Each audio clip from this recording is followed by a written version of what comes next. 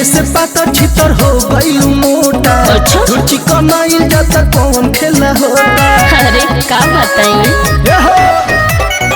पहले से पाता छितर हो गई मोटा। चिकन आइल जाता कौन खेला होता।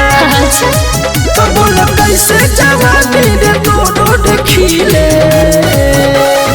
नैहर से सुख ज्यादा ससुरा में मिले, पापा के दिहल पलवा जहिले।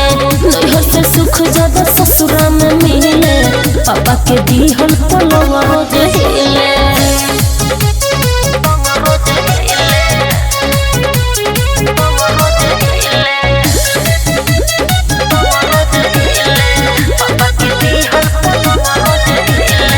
हमारा लगे रहलता काडहिया भाव रे। जाते ससुरवा बदलल तोहर सारा छाव भाव रे। अब बदली ना सुना हमर सहिया जी तोरा खेले बहुते खेयाल।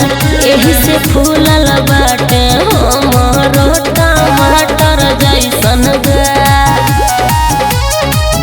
खाए पिए के पूछे भतर दिल दिले। नैहर से सुख ज्यादा ससुरा में मिले, पापा के दिहल पलवा जहिले। नैहर से सुख ज्यादा ससुरा में मिले, पापा के दिहल पलवा जहिले।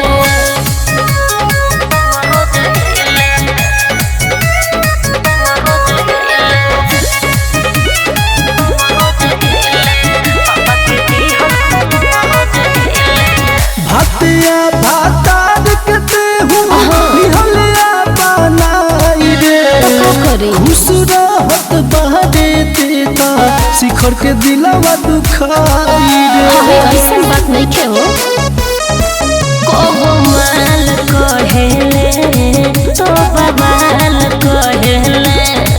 तनिको होला हमारा दुख तो बेहाल रहेले। राहुल मितलस में ज्यादा विटामिन का मिले। नैहर से सुख ज्यादा ससुरा में मिले, पापा के दिहल पलवा जहिले। नैहर से सुख ज्यादा ससुरा में मिले, पापा के दिहल पलवा जहिले।